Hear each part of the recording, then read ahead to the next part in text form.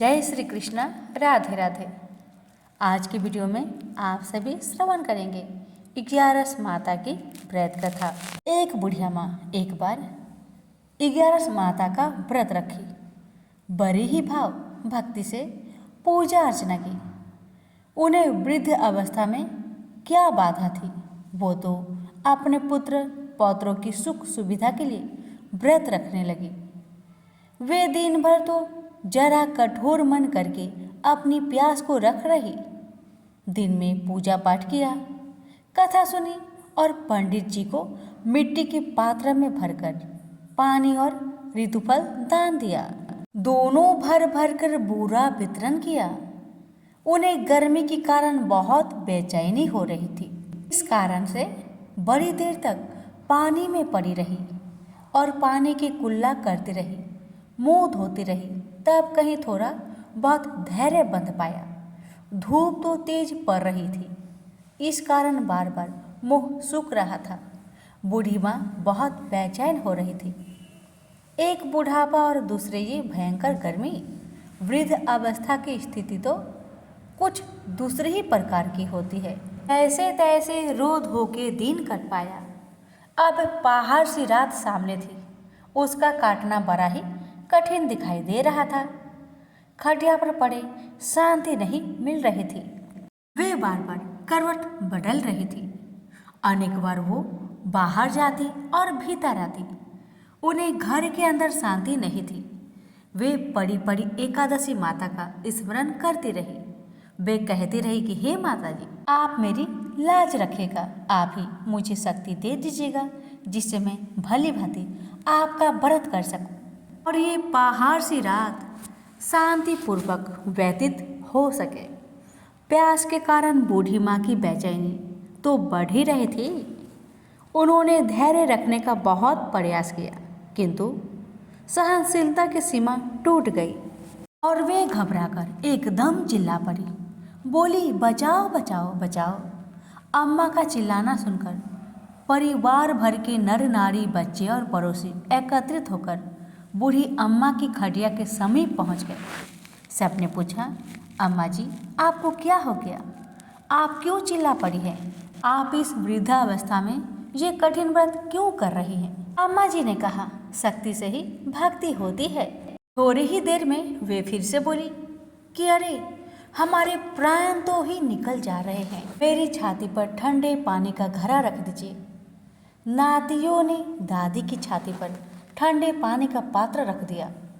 तब कहीं उन्हें थोड़ा बहुत आराम मिला और थोड़ी देर के लिए उन्होंने अपनी आंखें बंद कर ली। एकादशी माता ने सोचा कि ये बूढ़ी अम्मा है तो बहुत कठोर, जरा जाकर उसकी परीक्षा लेनी चाहिए।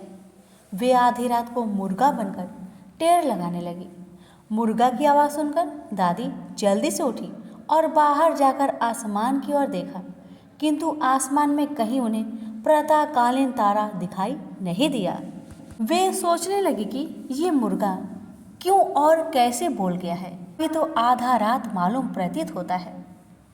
उन्हें प्यास तो बहुत लग ही रही थी। थोड़ा बहुत उनका मन भी विचलित होने लगा था, किंतु अंत में उन्होंने दृढ़ निश्चय किया कि मैं अब व्रत को पूर्ण करके ही छोड़ूंगी, चाहे कुछ भी हो जाए, मेरा प्राण ही क्यों ना निकल जाए। ये सोचकर फिर वे खटिया पर शिथिल होकर सो गई।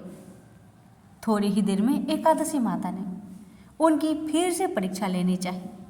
एक छोटी सी बालिका एक गिलास में शरबत लेकर उनके सिरहाने खड़ी हो गई और जोर से बोली, दादी जी, सवेरा हो गया, हाथ मुंह धोकर शरबत पी लीजिएगा। पहले तो शरबत का गिलास देखकर उनका मन ललचाने लगा, किंतु अचानक व्रत का स्मरण हो आया और उन्होंने सोचा कि मैं किसी भी प्रकार से अभी शरबत नहीं पी सकती हूँ और वे शांतिपूर्वक अपनी खटिया पर लेट गई। फिर थोड़ी देर में उन्हें ऐसा लगा कि जैसे किसी ने उन्हें पानी के कुएं में पटक दिया हो।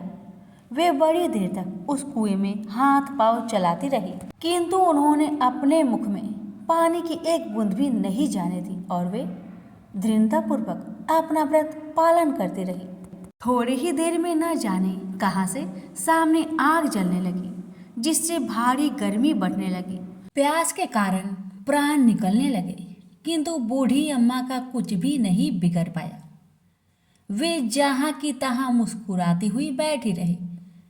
थोड़ी ही देर में बाहर प्रकाश दिखाई देने लगा। ऐसा लगा कि जैसे सवेरा हो आया। बूढ़ी अम्मा ने जब बाहर निकलकर देखा तो समझ गई कि अभी सवेरा होने में 3-4 घंटे की देरी है। यह जानकर वे शांतिपूर्वक इधर उधर घूमने फिरने लगी। एकादशी माता ये बात अच्छी तरह से समझ गई कि ये बूढ़ी अम्मा किसी भी प्रकार से अपने व्रत से नहीं टल सकती। वे उनके सत्य व्रत को ही अच्छी तरह से समझ गई। सवेरा होते ही बूढ़ी माँ ने स्नान किया, भगवान का पूजा पाठ किया, एकादशी माता की कथा सुनी, ब्राह्मणों को दक्षिणा देकर भोजन करवाया। तब कहीं बूढ़ी अम्मा ने जल ग्रहण किया। कन्याओं को भोजन कराने के बाद अम्मा ने भोजन किया। उस श्रेष्ठ व्रत के प्रताप से बूढ़ी अम्मा की आयु में वृद्धि हो गई। उनका घर परिवार हरा भरा हो गया। घर में अब उनके कोई भी अभाव नहीं रहा।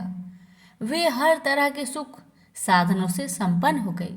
नाती नातिनों से उनका घर भर गया और वे उसी दिन से 12 महीने की एकादशी का व्रत करने लगी।